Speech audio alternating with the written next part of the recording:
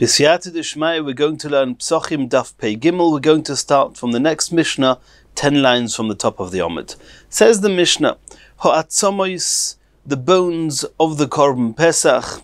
We'll soon see in the Gemara which bones this is referring to, but these are bones which were left over by the end of the night. V'hagidin, the sinews, v'hanoisar, and anything of the Korban Pesach that was expected to be eaten and was supposed to be eaten and didn't get eaten and is called noisar, yisrafu, have to be burnt. When do they get burnt? B'shisha asa. They cannot burn it the next morning, the morning of the 15th of Nisan, because it's Yom Tov. So they have to burn it the next morning, the first morning of Chol HaMoed, which is the 16th of Nisan. Chol Tezayin Liyos b'Shabbos, if the 16th of Nisan is on Shabbos, which means if Pesach was on a Friday, then Yisrafu b'Yud Zayin, then they can only burn the Noisar or the Atzomis v'Gidin, which were left over. They burn them only on the 17th. Because the mitzvah of burning kochim that got left over, lo yes Shabbos, it does not override not Shabbos, v'lo yes Yom Tov, nor does it override Yom Tov. Now, what we have to make clear here from the Mishnah said three things: atzomis, gidin, and noisar. Now, the real truth is the only part of the Korban Pesach that needs to be burnt after the time when it could be eaten, and as we've discussed in the Mishnah exactly when to do that, is only noisar. Noisar means a behema, means any part of any edible part of an animal, of a korban that did not get eaten, was not consumed within the time frame allotted by the Torah, becomes noisar and has to be burnt. And noisar normally means you could have eaten it, you should have eaten it, you didn't eat it, you were lazy or careless, and Rashi calls it atzelim, and it has to be burnt. Now the Mishnah singles out, besides for noisar, which is the general term used for all those parts of the korban, the Mishnah singles out atzomois and gidin, the bones and the sinews, which is very interesting because the only bones and sinews which have to be burnt are those that are in the bracket of noisar. And so why is it singled out? And why are you saying, as if you say, besides for noisar that's going to be burnt, there's certain bones which we know they're going to be burnt? Well, how do you know they're going to be burnt? Eat those bones, if you can eat them. If you can't eat them, then if they're not edible, they're not noisar. If you can eat them, do eat them. So obviously, and the same applies to the gidin, we're talking about atzomois or gidin, bones or sinews, which are not left over. They are edible, and therefore the halachas, the time frame within which they have to be consumed, does apply.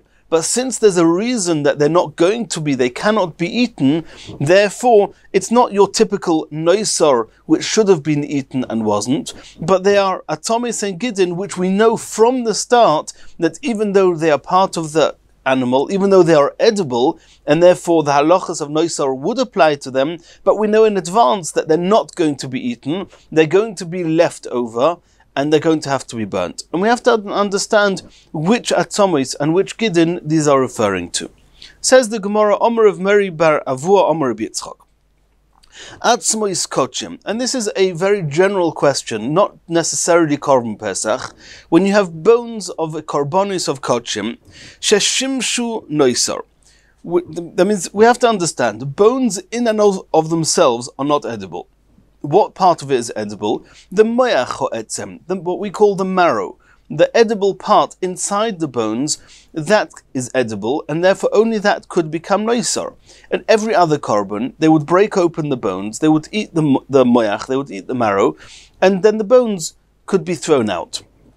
The question is, what happens if the marrow was not removed, and the time limit for this animal, for this korban, arrived, and now the marrow inside, which could have and should have been eaten and wasn't eaten, is now called noisar. And now the bone in which the marrow lies is now serving the marrow. The question is, the atzomis kochim, the bones of a hegdesh, of a korban, sheshimshu noisar, that served the marrow inside them after they became noisar, do they have the same halachas of noisar in as much as that the amatame yodayim. The Chachamim said that noisar, any part of the korban that's left over that should have been consumed, if one touches it, it's matame one's hands. The question is, the bones themselves which served the noisar, do they have the same status as noisar, and hence they'll be matame the yodayim or not? Matame nesayidayim hoil v'nase bosses ledover osor. So it was said in the name of Rabbi Yitzchok that the bones which served the marrow, they are matame the yodayim, hoil v'nase bosses ledover osor, and since they became a base, they are supporting and holding and containing the marrow, which is now osor, which is noisar, they therefore also become, they have the same halachas, and they are also matame as hayodayim. Says the Gemara, we're going to try and bring proof to what was just said in the name of Rabbi Yitzchok from our Mishnah. What does it say in the Mishnah? The bones, the sinews, and any remaining part of the korban has to be burnt on the 16th of Nisan. The Gemara is now inquiring, these bones that need to be burnt, what type of bones are we talking about? Are we talking about a type of bones that didn't have any marrow in, they're not marrow bones at all, then lama b'sreifa, then they were never edible. Why do they need to be burnt? Nishdinu, just throw them out. They were never edible, they never became noisar. Noisar means that they could have been consumed, and whether they should or shouldn't have been consumed depends on other halachas we're going to see later. But they could have been, theoretically they're edible, and they were not eaten and not consumed on time. But if these are not edible, there's nothing inside them which is edible, just throw them out. We take it for granted we're talking about bones that do have a marrow. So if you say that the bones which contain the marrow, and after the marrow became noisar, that means they're serving the marrow, is as if they have the same halachas as the marrow themselves. We can understand that you have to burn these bones, because they were serving noisar, and in the same way as the noisar has to be burnt, then the bones should also be burnt. But if you say that the fact that the bones are serving the marrow is insignificant, and they do not receive any of the halachas of the marrow themselves, why do you have to burn those bones? You could save on the effort of having to burn them. You can save on the wood you need to burn them. Nitberinu, just break these bones. Now it's true that the korban Pesach you're not allowed to break the bones, but when are you not allowed to break the bones? Only all the while that the animal is kosher, that you could eat the korban Pesach. Once that time is over and the animal became korban, there is no longer a prohibition to break those bones. So nitberinu, break open the bones after it became noisar, and empty out the marrow inside them, empty out their marrow, and burn the marrow, because the marrow is edible and is noisar, and they themselves, the bones themselves, just throw them out. Why do you have to bother and going to the expense of burning them? If the Mishnah says that there are bones that need to be burnt, it must be there are marrow bones that have to be burnt, and we cannot empty out the marrow. It must be that shimush of the noisar is milsahi, is significant, and therefore the bones themselves also need to be burnt. So this is the Gemara saying, Nema, can we bring proof from the Mishnah to Rabbi Yitzchok as we just did? Omri, the Chachamim answered back, and they said, Lo, you cannot bring proof from our Mishnah that Shimush Noisar Milsahi. La'olam eimelacha Shimush Noisar Lav Milsa. It could well be that the virtue of the fact that the bones are serving the marrow does not give them, is not significant. And therefore, regarding other kochim, and regarding the Netilas Yodayim, the Tumas Yodayim, it's not going to be Tomei. However, over here, so why then do you have to burn these bones? Why can't you break them open, remove the marrow, and just discard the bones? He's kosovar, because our Mishnah may hold boy when it says ve'etzem lo yisishberu boy, that you're not allowed, when it says you should not break the bones of it, then we thought it meant boy only when it's kosher, but not when it's possible. So we said now it's become noisar, break open the bones. There's no issa to break the bones. Says the Gemara, no, it could be our Mishnah holds boy bekosher vafilu beposel. That the word boy is not to be used to deduce from there that it's only also to break the bone when it's kosher. No, the issa to break bones is permanent. Even after the bones, even after the animal becomes noisar and the marrow inside is noisar, nonetheless you're still not allowed to break the bones. So you have no choice, you have to burn the bones because the marrow inside is noisar and you have to burn the marrow. And if you can't break the bones, how are you going to burn the marrow? You have to burn the whole bone. Afilu beposel. Asks the Gemara, Afilu beposel salkataitach. Could it really be that the isar to break the bones is even after the animals become posel? Votnan, this seems to contradict a Mishnah. We'll see in a Mishnah. Avol hamoisir betoir. If somebody leaves over, he should be eating the korban before the time is up. And what happens if he leaves over and doesn't eat it, even when the animal is tohir? And kol shekin, if when the animal is tomei, he didn't finish eating the whole korban, and it became noisar. Or if somebody breaks one of the bones of the korban pesach, betomei, after the animal became tomei, once it's tomei, the animal is posel, and he broke a bone when it was posel, he does not get the punishment of the lashes, the malchus, for breaking the bones or for allowing it to become noisar. So you see clearly that breaking the bones after it became tomei is not punishable by malchus. So you see that there's no issa to break the bones after it becomes posel. If there's no issa to break the bones, then why in our Mishnah do you have to burn the bones? Break the bones. And then again, the answer would be that the reason you have to burn the bones is because they served the marrow after it became noisar. And then again, it would be proof to what Rabbi Yitzchok said. Says the Gemara, Loi Kashya. It's not a contradiction. It could be that our Mishnah says you have to burn the bones because you're not allowed to break the bones even after it becomes posel. And in the Mishnah that we just quoted now, that somebody breaks the bones, he doesn't get malchus. And it's not a contradiction. Why? Because it depends. In our Mishnah, we're talking about where the marrow was once mutter, or was never. You could never eat it because you can't break the bones. But the marrow was edible. There was a time where, as far as the halachas of the korban are concerned, had you been able to get to the marrow, you would actually have been able to eat the marrow. And since it had a shas hakosher, therefore you're not allowed to break those bones even. That means if the korban had a shas hakosher, you're not allowed to break the bones, even if it becomes posel afterwards, namely, even if it becomes noisar. However, when it says that you don't get punished, you don't get the malchus for breaking the bones, which it seems to say that the issa of breaking the bones doesn't apply, it's talking about that became tomei before they sprinkled the blood, before they threw the blood on the mizbeach. And since before the zrikas hadam you're not allowed to eat from the korban, it became tomei before zrikas hadam, and therefore since it never had a shas hakosher, it was never fit to be eaten as a korban, therefore the isser of breaking the bones never actually applied to them, and therefore after it's asa, when it becomes asa, you can break those bones.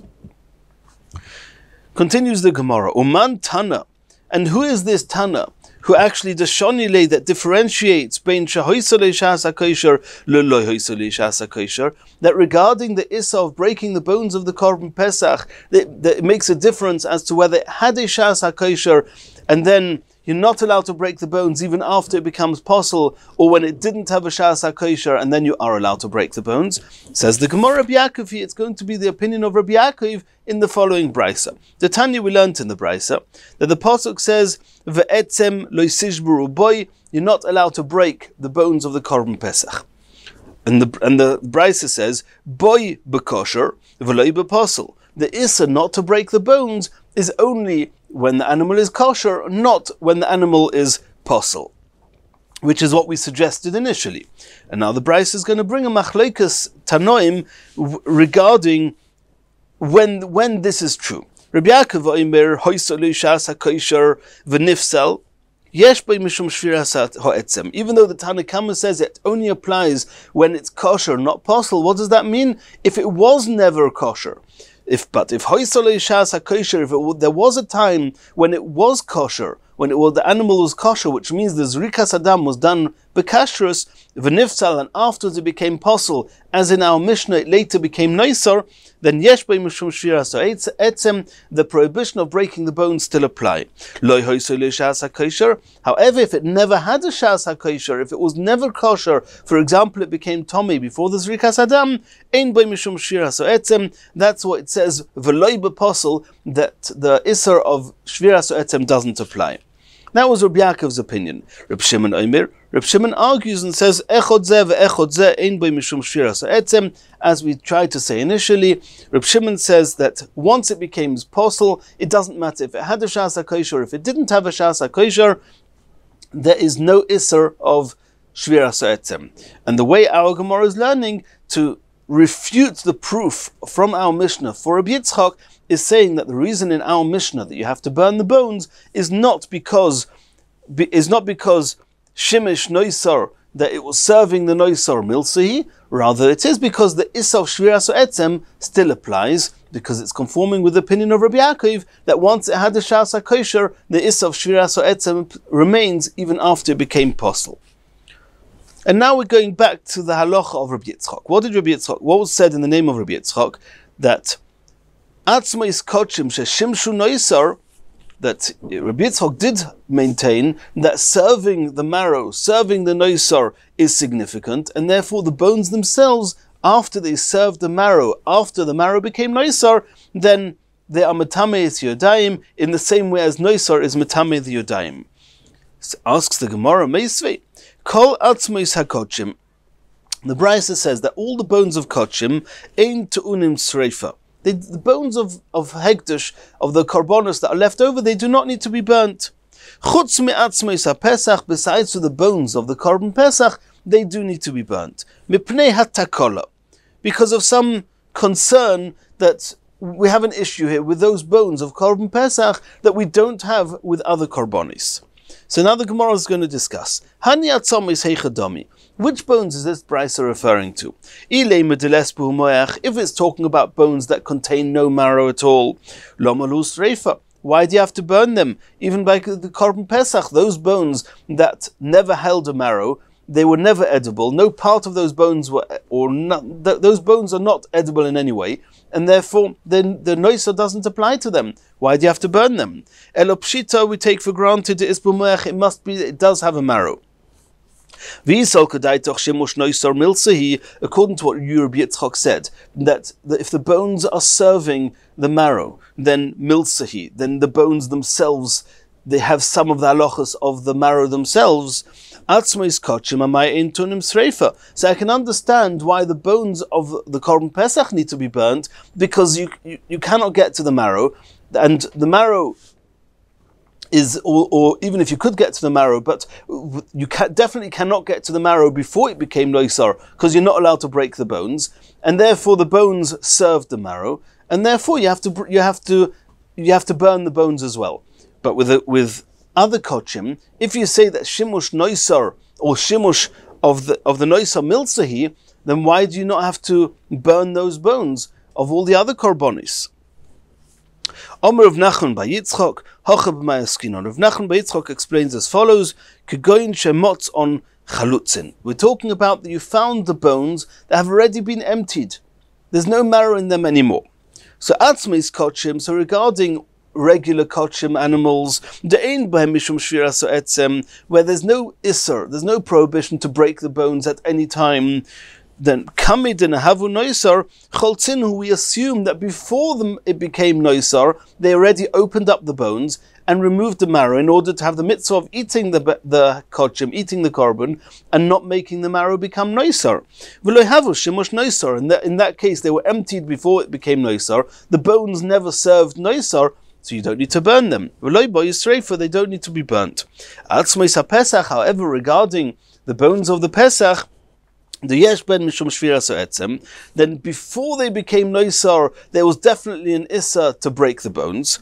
Then Eimer, we should say, lebasa de nehava noisar hu decholtzinu. Then we should say that that if you find the bones of Korban Pesach that have been emptied, we take it for granted, as we saw the opinion of Reb Shimon, that after it became Noisar, you're allowed to break the bones. We'll assume that they didn't break the bones when it was also to break the bones, rather they broke the bones after it was mutter to break the bones, after it became Noisar.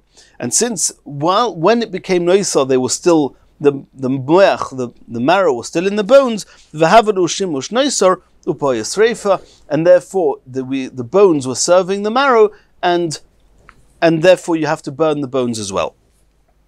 Rav Zvid who argues with Reb Nachman by Yitzchok, and he says differently. He says Hocha b'may oskinon, that this brisa that we mentioned here, that differentiates between the bones of the Korban Pesach and the bones of regular Kodshim, is talking about Kegoin shemotzon tzvurin, where he found piles of bones, and the top layer of the bones he saw had all been broken open, had all been emptied out. Umehen chalutzin, and some of them were emptied out. And he holds in this point he argues with Rav Nachman by Yitzchok, and he says that even the bones of the Korban Pesach that you find them after they've been emptied out, you're allowed to assume that they got emptied out before they became Noisar, and therefore the bones do not have to be burnt. That means the Issa of Shimush Noisar is not strong enough that when you have a doubt when the bones actually got emptied, that you have to burn it.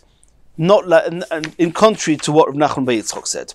So he says, umehen chalutzim, and some of the bones had been emptied out, and any bone that's been emptied out, irrespective of whether it's regular kodshim or Korban Pesach, does not need to be burnt. Atzmais kodshim. The question now is, do I need to check the rest of the pile of bones to see have they been emptied out or not? So atzmais kodshim, regarding the bones of other animals of kodshim, de'ein b'em shiras o etzem, where over there's no isser to break the bones, lekulu have a cholitz lehu, where you can take for granted that all the bones have been emptied out, va'ochiluhu, and all the marrow of all those bones have been eaten, v'loi boy yisreifa, and you don't need to burn any of those bones, you don't even need to go through the pile, you can throw out all the bones. However, Atzmois HaPesach, the pile of bones from the Korban Pesach, the Yesh B'em Mishum Shviras Etzem, where there is an Issa to break those bones, Dilmei could very well be that Hani, the Choltzinhu, that only those that were emptied out have been emptied out, Ulahanoch Loi Choltzinhu, and those that have not yet been emptied out, it could well be that not all of them have been emptied out and some still have the marrow in, or boyas treifa, and therefore all the bones have to be, that means the rest of the pile, you have to check to see if they've been emptied out. If they haven't been emptied out, then they have to be burnt. And that is a second explanation to that brisa. Continues the Gemara. So we've discussed the first part of the Gemara we've learnt about is Atzomois, and now we're going to move on to the Gidin, the sinews. So if you want to, when we get back to our Mishnah, where the Atzomois was singled out beyond Noisar, yes, because Noisar is only the part of the korban that could have and should have been eaten and wasn't eaten. Atzomois are the part that theoretically could have been eaten, but were not allowed to be eaten because we're talking about the marrow inside the bones. The marrow inside the bones, even though it's edible, you're not allowed to get to them because you're not allowed to break the bones. And therefore they are mentioned separately. And now we're going to discuss the sinews that have also been mentioned separately. And many of the sinews in an animal are regular edible parts of the animal and could be eaten, should be eaten. There's a mitzvah to eat them, a chiyuv to eat them, and if they get left over, they would be included in the bracket of noisor. If, however, the Mishnah singled out sinews as if to say, besides for noisor, certain sinews are definitely going to have to be burnt, we have to know what they are. Says the Gemara, Omer of Yudom Arav, Kol Hagidin Bosor. All the sinews in the body of an animal are considered the edible. They have the same halachas as the meat of the animal. Chutz mi Gidei Hatzavar, besides for the sinews in the neck of the animal, which are very, very hard and stiff and are like wood and are totally inedible. Says the Gemara, Tanan, we learnt in our Mishnah, Ha'atzomois, the bones of Agidin, the sinews of Anoisar, and the Noisar Yisrafu B'Tezayin, are burnt on the 16th of Nisan. Hani Gidin, these sinews mentioned in our Mishnah, Heichadomi, what are they talking about? Ile Megidei Basar, are they talking about the regular Gidin that have the status of Basar, of meat? Nichlinu, why do you say sinews, the Gidin, have to be burnt on the 16th of Nisan? No, those sinews should be eaten on the night of the 15th. If they get left over, okay, that's Noisar. Noisar is mentioned independently. V'ide itoisar, if it's just because they got left over, Hainu Noisar, that's Noisar. Elopshita must be talking about that sinews which are not considered basar. So, which sinews are not considered basar? Gidei tzavar, the sinews in the neck of the animal. So, if you say that even the sinews in the neck, they are considered basar, they are edible, then an amtulahachi boyasreifa, then we can understand why they need to be burnt. Even though most people won't eat them because they're very stiff, they'll get left over and they'll have to be burnt. But we can understand that noisar could apply to them. Eloi amras lav basar ninu. But according to what Rav Yehuda Marav said, that the gidei tzavar are not considered basar at all, lamalu sreifa. Then why is there any sreifa? Why do you have to burn them at all? It's not part of it's not an edible part of the animal. Sreifa, noisar doesn't apply, and hence sreifa doesn't apply to it. And here we're going to have three different explanations in the Gemara. What type of sinews are not regular sinews that could and should have been eaten? Nonetheless, they are edible, and therefore noisar applies to them. Omer of Chizda, lo nitzrecha elo legid hanosher. We know that in the thigh of the animal there's a sinew called gid hanosher, which the Torah says you're not allowed to eat it. So if that means in the event that it's definitely gid hanosher, it's also to eat it. Again, noisar won't apply to it because it's not allowed to be eaten at all. However, according to Rabbi Yehuda, it's possible to have an issue of gid hanosher, and nonetheless noisar would apply to it. The Tanya we learned in the Brayso Rabbi Yehuda Omer, it's clear that when the Torah said you're not allowed to eat gid hanosher, it was one of the two thighs, either the right or the left. Vadas machras, the brain, the mind seems to understand or seems to decide that shel yamin. Then it would seem that the one that the Torah said is asa is the right hand one, the gid hanosher from the right hand leg of the animal. And therefore, since the way what the Gemara means to say here is that we don't know on an absolute level whether the Isser of Gid hanosher is from the right hand thigh or the left hand one. We don't know. It's probably the right hand one. But since it's not absolutely the right hand one, it could be the left hand one. Therefore, we're not allowed to eat either of them, even though min haTorah only one of them is aser. So I'm not allowed to eat any. And the one which, according to the real truth, is not gid hanosher, that one could be eaten, theoretically, and therefore it will become noisar. So in every set of gid hanosher, you've got one which is also to be eaten be'etzem because it's gid hanosher, and therefore there's no noisar to it. The other one, which you just don't know if it's gid hanosher, but one of them is definitely not gid hanosher, and therefore you're not allowed to eat it, it will become noisar and has to be burnt. Says the Gemara of Elo, according to what Rav Chizda just said, tifshoit, then you should be able to verify another issue, because the Gemara, and this is a Gemara elsewhere, where the Gemara in Chulin Daf Tzadik actually discussed whether when Rabbi Yehuda said that Hadas Machras Shel Yamin, that it seems that when the Torah said that the one that which is also is the right hand one, does that mean that he absolutely verified it's definitely the right hand one? Or, no, it seems to be the right-hand one, but it's not 100% certain that it's the right-hand one, and therefore we're not allowed to eat either.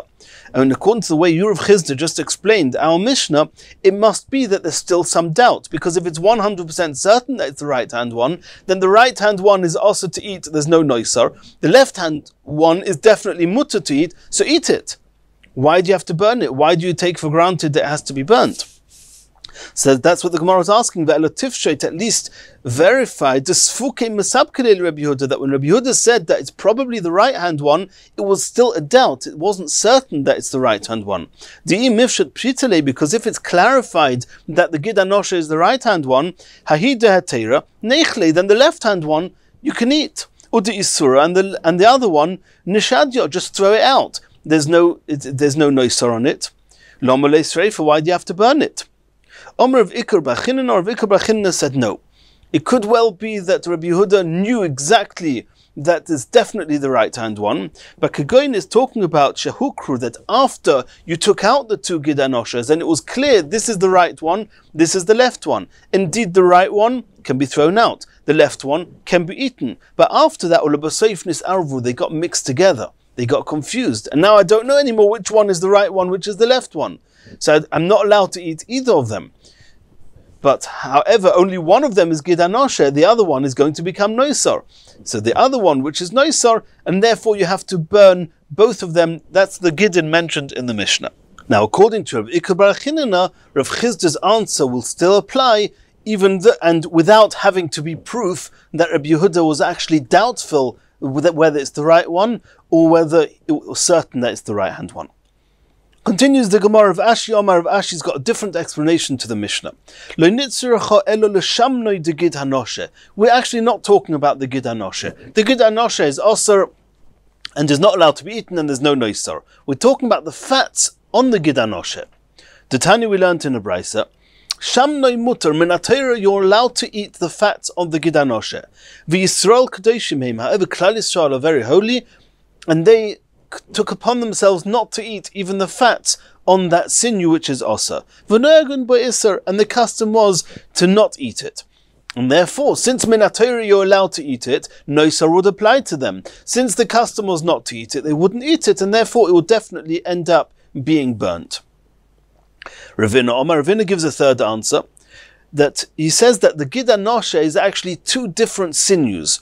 Bechitzain is talking about the outer sinew. The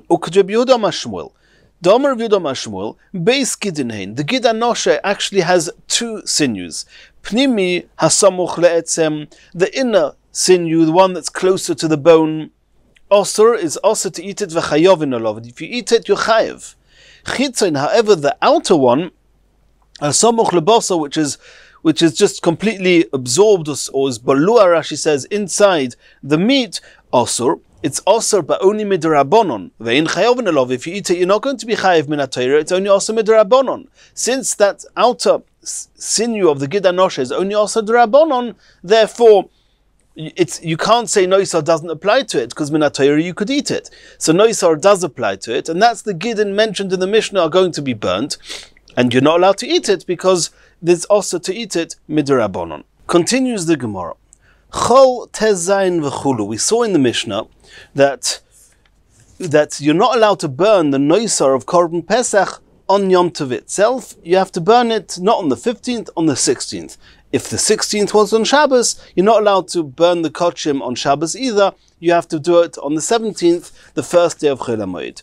Says the Gemara, V'amai neisa aseh v'yitchi lo yisaseh. Why do you say you're not allowed to burn the noisar on Yom Tov, as the Mishnah actually concluded, Lefish einam doichin, lo yes HaShabbos v'lo yes HaYom Tov? Why don't you say that you can burn it on Yom Tov on the 15th? And the mitzvah saseh of burning the noisar will override the lo saseh of not doing a melacha on Yom Tov. We know that aseh doicha lo saseh. And the Gemara is going to have here 4 explanations why you do not use the rule of aseh doicha lo saseh to allow them to burn the noisar of Korban Pesach on the first day of Pesach.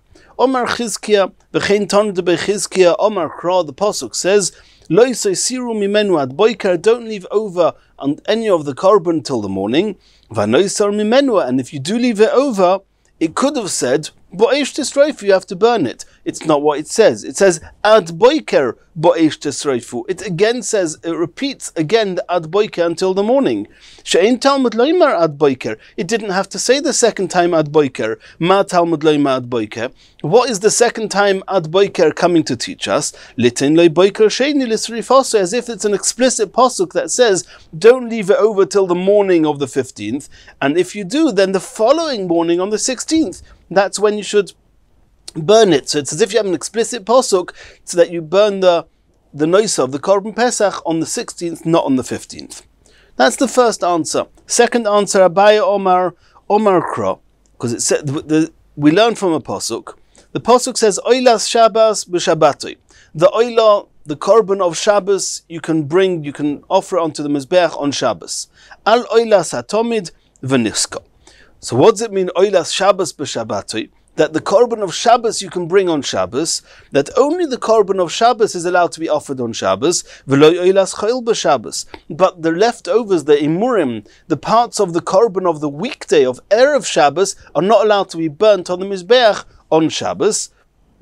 V'lo oilas chayil, nor is one allowed to put the parts of the weekday korban, for example, korban Pesach, which the day it was shechted and the day which the parts, the imurim, need to be put on the Mizbeach is the 14th of Nisan. B'Yom Tov, they're not allowed to be offered up onto the Mizbeach on Yom Tov, on the night of the 15th.